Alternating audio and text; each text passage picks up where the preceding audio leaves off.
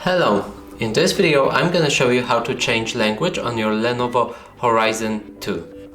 So in order to do that, there's many ways, but let me show you one of the simplest ones. First you will need to press on your PC and hold your finger onto it. Now let go and go to Properties. From here, select Home and click on the time and language. Now choose language, and from here you can change your Windows display language. By selecting it, you can add other languages, but keep in mind that some of them might take long to download.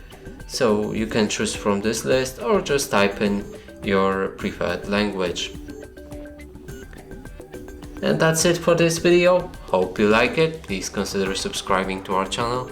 Leave a like and a comment below.